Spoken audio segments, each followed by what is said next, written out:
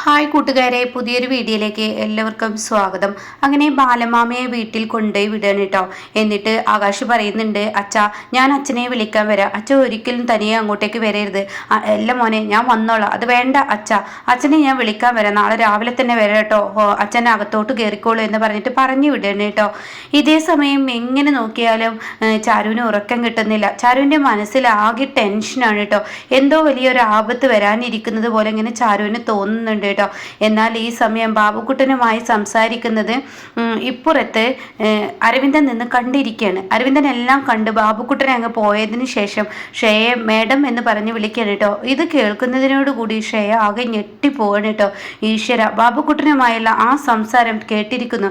ഈശ്വര, ഇത് വലിയ ആപത്താണല്ലോ, ഇനി എന്ത് ചെയ്യും? ഇവൻ അതെല്ലാം അറിഞ്ഞോ? ഈശ്വര, ഇനി എന്താ ചെയ്യുക എന്നുള്ള ആ ഒരു പേടി ഭാവത്തിൽ നിൽക്കുമ്പോൾ ഷേയ ഇങ്ങനെ തുറച്ചു നോക്കുന്നത് കാണുമ്പോൾ അരവിന്ദന് പേടിയാവണം കേട്ടോ. എന്താ ഷേയ, നീ എന്നെ തെറിച്ചു നോക്കുന്നത്? ഒന്നുമില്ല. അതെ, നീ എപ്പോഴാണ് ഇവിടെ വന്ന് നിന്നത് എന്ന് ചോദിക്കുകയാണ് കേട്ടോ. അത് കേട്ടതിനോടുകൂടി അരവിന്ദനൊന്ന് ഞെട്ടാണ്. എന്നിട്ട് അരവിന്ദൻ ചിന്തിക്കുകയാണ്, ഈശ്വര, ഇനിയിപ്പോൾ ഇവളെ പിന്തുടർന്ന് വന്നു എന്ന് പറഞ്ഞിട്ട് ഇവൾക്ക് ദേഷ്യം പിടിക്കുമോ? അത് പാടില്ല. അപ്പം അതുകൊണ്ട് തന്നെ ഞാൻ വന്നത് ഒരു കാര്യം പറയട്ടെ. അല്ല മേഡം എന്താ ഇവിടെ വന്ന് നിൽക്കുന്നത്? അതെ, എനിക്ക് വളരെ ചൂടുള്ളത് കൊണ്ട് തന്നെ പുറത്ത് കാറ്റുകൊള്ളാൻ വന്നതാ. അല്ല, നീ എന്താ അരവിന്ദ ഇവിടെ? അത് കേട്ടോടെ തന്നെ ഞാൻ കാറ്റുകൊള്ളാൻ വന്നതാ.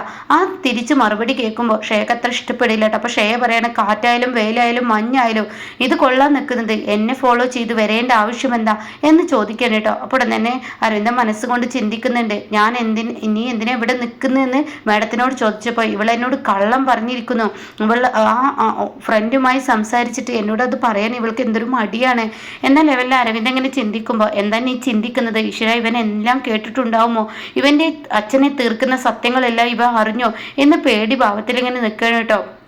അപ്പോൾ ഈ സമയമാണെങ്കിലോ ഷേയ എങ്ങനെ ആലോചിക്കുമ്പോൾ അരവിന്ദൻ ചോദിക്കുകയാണ്, അല്ല മേഡം എന്തെത്ര ആലോചിക്കുന്നത്? അല്ല, നിങ്ങൾ എന്നെ ഫോളോ ചെയ്ത് വന്നതല്ലേ? അപ്പോൾ അത് കേൾക്കുന്നതിനോടുകൂടി സത്യത്തിൽ ഞാൻ നിങ്ങളെ ഫോളോ ചെയ്ത് വന്നത് തന്നെയാണ്. മേഡത്തിനോട് കുറച്ച് സംസാരിക്കണം. പിന്നെയാണ് ഞാൻ കണ്ടത് മേഡത്തിൻ്റെ ഫ്രണ്ടുമായി സംസാരിക്കുന്നത്. അപ്പം ഞാനങ്ങ് മാറി നിന്നു.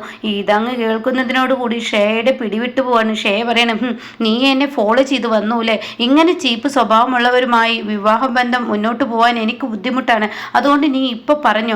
നിനക്ക് എന്തെങ്കിലും വിധത്തിൽ സംശയമുണ്ടെങ്കിൽ അരവിന്ദ, ഈ വിവാഹം ഇവിടെ വെച്ച് നമുക്ക് നിർത്താം. അത് കേൾക്കുന്നതിനോടുകൂടി അരവിന്ദനെ അങ്ങ് പേടിയാവണം കേട്ടോ. അരവിന്ദൻ പറയണേ, അയ്യോ അതൊന്നും വേണ്ട, ഞാനൊരു കാര്യം പറയാൻ വേണ്ടി വന്നതാണ്. നീ എന്ത് കാര്യമാണ് പറയാൻ വന്നത്? മേഡത്തിനോട് എനിക്ക് സോറി പറയാനായിരുന്നു. ശാന്തപ്പനും കുഞ്ഞുമോളും അങ്ങനെയൊക്കെ ചെയ്തതിൽ എനിക്ക് വിഷമമുണ്ട്. അപ്പോൾ അതിനൊരു സോറി പറയാൻ വേണ്ടി വന്നതാണ്. അപ്പോൾ ഇതങ്ങ് കേൾക്കുന്നതിനോട് കൂടി ഷേയക്ക്, അപ്പം ഞങ്ങൾ പറയുന്നതൊന്നും നീ കേട്ടില്ലേ? ഞാനും എൻ്റെ ഫ്രണ്ടും സംസാരിക്കുന്നത് നീ കേട്ടില്ലേ? അപ്പോൾ ഇല്ല മേഡം, ഞാനൊന്നും കേട്ടില്ല. പിന്നെ നീ വെറുതെ എന്നോട് കള്ളം പറയുന്നു. നീ ഒന്നും കേട്ടില്ല എന്ന് എന്നോട് കള്ളം പറഞ്ഞാൽ ഞാനത് വിശ്വസിക്കുമെന്നാണ് വിചാരിച്ചത്. അപ്പോൾ ചോദ്യം ചോദിക്കുമ്പോൾ അരവിന്ദൻ പറയണേ, ഇല്ല കേട്ടില്ല. ഞാനിപ്പോൾ ഒരു കാര്യം പറയട്ടെ. വിവാഹ മണ്ഡപത്തിൽ എല്ലാവരും നിൽക്കെ നമ്മൾ എന്ത് പറഞ്ഞാലും മറ്റുള്ളവർ അത് കേൾക്കുന്നില്ലല്ലോ. അതുപോലെയാണ് എൻ്റെ മാനസികാവസ്ഥ. എൻ്റെ മനസ്സിൽ മുഴുവൻ ശാന്തപ്പനും കുഞ്ഞുമോളോ ചെയ്ത തെറ്റിൽ മേഡത്തിന് വലിയ ടെൻഷൻ ഉണ്ടായിട്ടുണ്ടെന്ന് എനിക്ക് മനസ്സിലായി. ആ ടെൻഷൻ മാറ്റാൻ വേണ്ടിയാണ് ഞാൻ മേഡത്തിനോട് മാപ്പ് പറയാനും വേണ്ടിയാണ് മേഡത്തിനെ പിന്തുടർന്ന് വന്നത്. അത് കേൾക്കുന്നതിനോടുകൂടി ഷേക്ക് സമാധാനമാവാൻ കേട്ടോ. എന്നിട്ട് ശരി ഓക്കെ, എന്നാൽ ഞാനത് സ്വീകരിച്ചിരിക്കുന്നു. അല്ല മേഡത്തിൻ്റെ മുഖം എപ്പോഴും ഗൗരവമാണല്ലോ, ഒന്ന് ചിരിച്ചൂടെ? കുഴപ്പമില്ല, ചിരിക്കാനുള്ളതൊക്കെ നീ ചിരിക്കുന്നുണ്ടല്ലോ, അത് മതി അരവിന്ദ, ഞാൻ പോട്ടെ എന്നും പറഞ്ഞിട്ട് ഷേ അവിടെ നിന്ന് പോവാണ് കേട്ടോ. അപ്പോൾ അരവിന്ദന് മനസ്സിനൊരു സുഖം കിട്ടുകയാണ്. മാപ്പ് പറയേണ്ടി വന്നല്ലോ, ഇനി എന്തായാലും മാപ്പ് പറഞ്ഞല്ലോ, അവളുടെ മനസ്സിൽ പകയില്ലെന്ന് മനസ്സിലായല്ലോ മേഡത്തിൻ്റെ മനസ്സിൽ എന്നൊക്കെ പൊട്ടനായ അരവിന്ദൻ ചിന്തിക്കുകയാണ് കേട്ടോ. പിന്നീട് ബാലമാമയാണ് കാണിക്കുന്നത്. ബാലമാമ തൻ്റെ വീട്ടിലെത്തിയിരിക്കുകയാണ്. എന്നിട്ട് തൻ്റെ മക്കൾ ഒരുമിച്ചുള്ള ആ ഒരു ഫോട്ടോ എടുക്കുകയാണ്. ഒരു ഭാഗത്ത് ആകാശും ഒരു ഭാഗത്ത് അരവിന്ദനും. എന്നിട്ട് രണ്ടുപേരെ ഇങ്ങനെ തടവിയും കൊണ്ട് ബാലമാമ പറയാണ്, എടാ അരവിന്ദൻ, എൻ്റെ വിവാഹം എത്രമാത്രം വലിയ ആഘോഷത്തിൽ നടത്താനാണ് എൻ്റെ പെങ്ങൾ എന്നോട് പറഞ്ഞത്. എൻ്റെ പെങ്ങളുടെ മകൾ ചാരുമായുള്ളൊരു വിവാഹമായിരുന്നു ഞാൻ നിന്നിൽ ആഗ്രഹിച്ചത്. പക്ഷെ നീ ചെയ്തത് എന്താ ഇന്ന് ചെയ്തത്? നിൻ്റെ ജീവിതം നീ കുട്ടിച്ചോറാക്കുന്ന ഒരു പ്രവൃത്തിയാണല്ലോ. ഈ അച്ഛൻ എത്ര തലോടി വളർത്തിയ മകനാണ് നീ. എന്നാൽ നീ എന്നോട് ചെയ്തത് ചെയ്തത് എന്താ? നീ എൻ്റെയും ചാരുമോളുടെയും മറ്റുള്ളവരുടെ ഒക്കെ ജീവിതം തകർക്കുന്ന ഒരു രാക്ഷസിയാണ് നമ്മുടെ വീട്ടിലോട്ട് കയറി വരുന്നത് എന്ന് മനസ്സിലാക്കിയിട്ട് പോലും നീ അത് ചിന്തിക്കുന്നില്ലല്ലോ. നീ എന്താ ഇങ്ങനെ ആയിപ്പോയത്? നീ ഇത്ര പൊട്ടനായിപ്പോയത് എന്താ മോനെ? ഞാൻ എത്ര നല്ല നിലയിലാണ് നിന്നെ വളർത്തിയത്, എന്തുകൊണ്ട് നീ ഇങ്ങനെ ആയി എന്ന് എനിക്കറിയില്ല. എൻ്റെ മോൻ്റെ ജീവിതം ഇനി പറയാനില്ല, മോൻ്റെന്നല്ല, ഈ ഒരു വീട് മുഴുവൻ ഇനി നശിക്കാനാണ് പോകുന്നത്. അവളുമായുള്ള ഒരു വിവാഹം നടന്നു കഴിഞ്ഞാൽ തീർച്ചയായും ഈ വീട് പിന്നീട് കഷ്ടകാലമാകും. അതിലേറ്റവും കൂടുതൽ വെന്തുരുകാൻ പോകുന്നത് ചാരുമോളുടെ ജീവിതമാണ്, എൻ്റെ പെങ്ങളുടെ കുട്ടിയുടെ ജീവിതം എന്നൊക്കെ പറഞ്ഞിട്ട് ബാലമാമ ആ ഫോട്ടോ ഇങ്ങനെ പിടിച്ച് കരഞ്ഞും കൊണ്ട് ആ സോഫയിൽ അങ്ങനെ ചാരി കിടക്കുകയാണ് കേട്ടോ. എന്നാൽ ഈ സമയം ഇപ്പുറത്താണെങ്കിലോ ഇവിടെ ഷേക്ക് യാതൊരുവിധ സമാധാനം കിട്ടുന്നില്ല. തെക്കോട്ടും വടക്കോട്ടും ഇങ്ങനെ നടന്നുകൊണ്ടിരിക്കുകയാണ്. എന്താണ് ഇനി സംഭവിക്കാൻ പോകുന്നത്? എനിക്ക് എന്താ അറിയണം, അത് അറിഞ്ഞെങ്കിലേ സമാധാനം കിട്ടുള്ളൂ. ഇന്നത്തെ രാത്രി അയാൾക്കത് സംഭവിച്ചെങ്കിൽ മാത്രം, താൻ ബാബുക്കുട്ടനോട് പറഞ്ഞ ആ പ്ലാനുകൾ നടപ്പിലാക്കിയാൽ മാത്രം എന്നൊക്കെ ഇങ്ങനെ മനസ്സുകൊണ്ട് ചിന്തിക്കാൻ കേട്ടോ. അപ്പോഴാണ് ബാലമ്മാമയുടെ ഗേറ്റ് കടന്ന് അവരെല്ലാം 1000 പറയിലോട്ട് കയറി വരുന്നത് കേട്ടോ. അങ്ങനെ ആ വീടിന്റെ ഗേറ്റ് പതിയെ കടന്നു വരുന്നുണ്ട് അവര്. എന്നിട്ട് ഉമ്മറത്തെ വാതിൽ തുറക്കാൻ ശ്രമിക്കുന്നു. അപ്പോഴാണെങ്കിലോ ബാബുക്കുട്ടനും ഗുണ്ടകളും ആ ഒരു വാതിൽ തുറക്കുമ്പോൾ അവർക്ക് കിട്ടുന്നില്ല. എന്നാൽ ബാക്ക് വശത്ത് കൂടെ പോവാന്ന് പറയണേ. അങ്ങനെ പതിയെ ബാക്ക് വശത്തെ വാതിൽ ഇവര് തുറക്കുകയാണ്. എന്നാൽ ഇവര് അകത്തോട്ട് കയറുമ്പോൾ താൻ കാണുന്ന കാഴ്ച ബാലമാമ ഹോളിൽ ഇങ്ങനെ സോഫയിൽ ഇങ്ങനെ കണ്ണടിച്ച് കിടക്കുന്ന ആ ഉറങ്ങുന്ന ഒരു സീനാണ് കേട്ടോ. ഇത് കാണുന്നതിനോടുകൂടി ഇവരെന്ത് ചെയ്യും? പതിയെ അവിടെ ഇരിക്കുന്ന ഒരു തലയണ എടുത്ത് ബാലമാമയുടെ മുഖത്ത് വെച്ച് അമർത്താണ് കേട്ടോ. അതോടുകൂടി ബാലമാമയ്ക്ക് കൈകാലുകൾ ഇളക്കാൻ പറ്റാതെ ബാലമാമയുടെ ബോധം പോവുകയാണ്. പിന്നീട് ഇവരുടെ കയ്യിലുള്ള ആ മരുന്നുണ്ടല്ലോ, ഇത്ര മണിക്കൂറിന് ശേഷം എണീക്കേണ്ട ആ മരുന്ന്, അതങ്ങ് ബാലമാമയെ ഇഞ്ചെക്ട് ചെയ്യാണ് കേട്ടോ. അങ്ങനെ ബാലമാമയെ പിന്നീട് ഇവരെ അവിടെ നിന്നും എടുത്ത് ഇവരുടെ വണ്ടിയിലോട്ട് കയറ്റുന്ന ആ ഒരു സീന് കണ്ടിട്ടാണ് കേട്ടോ ചാരു എണീക്കുന്നത്. ബാലമാമയെ എന്ന് പറഞ്ഞ് എണീക്കാണ്. തൻ്റെ അപ്പുറം ഇപ്പുറം എല്ലാവരും കസേരയിൽ ഇറങ്ങുന്നു. ബാലമാമയെ എന്തോ ആപത്ത് വന്നതായി തൻ്റെ സ്വപ്നത്തിൽ ആരോ, താൻ നല്ല ഉറക്കത്തിലോട്ട് പോയപ്പോൾ തന്നെ ആരോ വിളിച്ചുണർത്തിയതുപോലെ ചാരുവിന് തോന്നാണ്. ഈശ്വര, എന്തുകൊണ്ടായിരിക്കും എനിക്ക് ഇങ്ങനെയൊരു സ്വപ്നവുമല്ല, എന്നാൽ ഒരു ഭയപ്പാട് എൻ്റെ മനസ്സിൽ വന്നത് എന്തുകൊണ്ടാണ്? എൻ്റെ ബാലമാമയ്ക്ക് എന്തോ ആപത്ത് സംഭവിച്ചിരിക്കുന്നു, ദേവി എനിക്ക് കാണിച്ചു തന്നിരിക്കുകയാണ് എന്നിങ്ങനെ ചാരു ചിന്തിക്കുന്നുണ്ട് കേട്ടോ. അപ്പോഴേക്കും ആകാശ് അങ്ങോട്ടേക്ക് എത്താണ്. എന്താ ചാരു, എല്ലാവരും ഈ കസേരയിൽ ഇരുന്ന് ഉറങ്ങുമ്പോൾ നീ പെട്ടെന്ന് ഞെട്ടി ഉണർന്നത്? അത് ബാലമാമയ്ക്ക് എന്തോ ആപത്ത്. എന്താ നീ പറയുന്നത്? അച്ഛൻ ഒരു ആപത്തുമില്ല, അച്ഛൻ സുഖമായി അവിടെ കിടന്നുറങ്ങുന്നു, യാതൊരുവിധ കുഴപ്പമില്ല. ഉണ്ട്, ഉറപ്പാണ്. ഷേയുടെ കളി എന്ന് വെച്ചാൽ ഷേ നമ്മുടെ മുന്നിലിരുന്ന് എല്ലാ പദ്ധതികളും അവൾ നീക്കും. നമ്മുടെ എല്ലാവരും ഈ വീടിനകത്ത്, അതായത് ഈ മണ്ഡപത്തിനകത്ത് ഉണ്ടായിരുന്നെങ്കിൽ എനിക്ക് ഇത്ര പേടി ഉണ്ടായിരുന്നില്ല.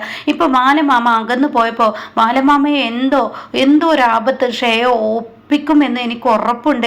അപ്പോൾ ആകാശ് പറയണതൊക്കെ നിന്റെ തോന്നലാണ്, നീ ഇങ്ങ് വന്നേ, നാളെ അച്ഛനെ പോയി ഞാൻ എടുക്കും, നീ ഒന്ന് വന്നേ, നമുക്ക് ഉറങ്ങാമെന്ന് പറഞ്ഞിട്ട് അവിടെ നിന്ന് ചാരുവിനെ കൊണ്ടുപോവാണ് കേട്ടോ. റൂമിൽ കിടന്ന് ഉറങ്ങാമെന്ന് പറഞ്ഞിട്ട് മണ്ഡപത്തിൻ്റെ ഹോളിൽ നിന്ന് ചാരുവിനെ കൊണ്ടുപോകുന്നുണ്ട് കേട്ടോ. എന്നാൽ ഈ സമയം ഷേ റൂമിൽ തെക്കോട്ടും വടക്കോട്ടും നടക്കാണ്, കാര്യങ്ങൾ എങ്ങനെയായി എന്നറിയാൻ വേണ്ടി. അപ്പോഴാണ് ബാബുക്കുട്ടൻ്റെ ഫോൺ വരുന്നത്. ഷേ ഉടൻ തന്നെ, എത്ര നേരമായി നിന്റെ ഫോൺ കോളിന് ഞാൻ കാത്തു നിൽക്കുന്നത്? അതെ, ഞങ്ങളിതാ മണ്ഡപത്തിൻ്റെ മുന്നിലുണ്ട്, എന്ത് വേണം? ഇയാളെ ഞങ്ങൾ എന്ത് ചെയ്യണം, എവിടെ കൊണ്ടേ ഇടണം?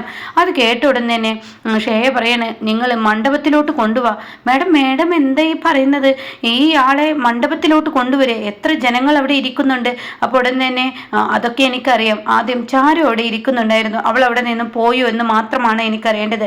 അതിനുശേഷം ഞാൻ പറയുന്നത് പോലെ മണ്ഡപത്തിൻ്റെ സ്റ്റേജിന് മുകളിലോട്ട് അയാളെ കൊണ്ടുപോവാ. മേഡം എന്താ ഈ പറയുന്നത്? ഞങ്ങൾക്കൊന്ന്, നീ പറച്ചിലൊന്നും വേണ്ട ബാബുക്കുട്ട, നീ പെട്ടെന്ന് കൊണ്ടുപോവാ. അങ്ങനെ ഷേയ ഫോൺ കട്ട് ചെയ്യണ്ടെന്ന് പറഞ്ഞിട്ട് ഹോളിലോട്ട് വരികയാണ്. അപ്പോൾ അവിടെ ചാരുവിനെ കാണുന്നില്ല. അതോടുകൂടി ബാബുക്കുട്ടനോട് പറയണേ, നീ പെട്ടെന്ന് കൊണ്ടുപോവാ അയാളെ എന്ന് പറയണം കേട്ടോ. അങ്ങനെ ബാലമാമയെ ഇവരെല്ലാവരെയും കൈ തൂക്കി പിടിച്ച് അവിടെ നിന്ന് കൊണ്ടുവരികയാണ് കേട്ടോ. എന്നിട്ട് സ്റ്റേജിന് മുകളിലാക്കുന്നുണ്ട്. എന്നിട്ട് ഇവരോട് പറയണേ, കൈകാലുകൾ കെട്ടിയിട്ട് സ്റ്റേജിന് ഞങ്ങളിരിക്കുന്ന ഈ സോഫയിലെ അതിന് പിറകിൽ കുറച്ച് കാര്യങ്ങൾ ചെയ്തു വെച്ചിട്ടുണ്ട്, അതായത് അലങ്കാരപ്പണികൾ ചെയ്തിട്ടുണ്ടല്ലോ, അതിൻ്റെ ഒരു ബോക്സിൽ ഇയാൾ അങ്ങ് വെച്ചേക്ക്, അതായത് 2 ഫില്ലർ ഉണ്ടാവും കേട്ടോ. അപ്പോൾ അതിൻ്റെ ഒരു ബോക്സിൽ ഇയാളെ കൈകാലുകൾ കെട്ടിയിട്ട് ഇയാളെ വെക്കണം.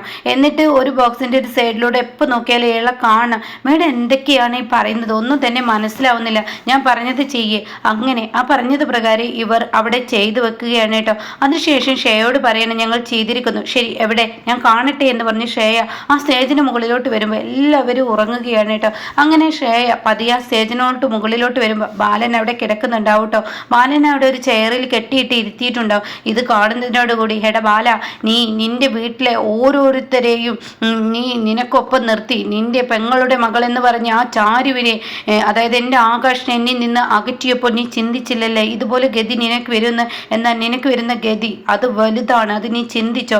ഇനി നിനക്ക് കിട്ടാൻ പോകുന്ന ശിക്ഷ എന്തെന്ന് നീ കണ്ടറിഞ്ഞോ?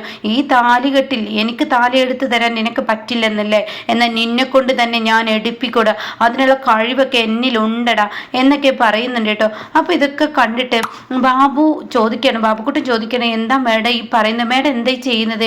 ഇയാൾ ഇവിടെ ഇരിക്കുന്നുണ്ട്, എന്നാൽ ഈ സമയം എങ്ങനെ ഈ ഒരു കാര്യങ്ങൾ എല്ലാവരും നാളെ കാണികളായി നിൽക്കുന്ന സമയത്ത് മേഡം എങ്ങനെ ഈ കാര്യങ്ങളൊക്കെ ചെയ്യുമെന്ന് പറയുമ്പോൾ അതിനുള്ള വഴി ഞാൻ നിനക്ക് പറഞ്ഞു തരാം എന്ന് പറഞ്ഞിട്ട് അത് പറഞ്ഞു കൊടുക്കുന്നുണ്ട് കേട്ടോ. അപ്പോൾ ഇതിൻ്റെ ബാക്കി റിവ്യൂ കേൾക്കാൻ താല്പര്യമുള്ളവർ ചാനൽ സബ്സ്ക്രൈബ് ചെയ്തിട്ടാൽ ഞാനെടുത്ത വീഡിയോയുടെ നോട്ടിഫിക്കേഷൻ എനിക്ക് ലഭിക്കും കേട്ടോ.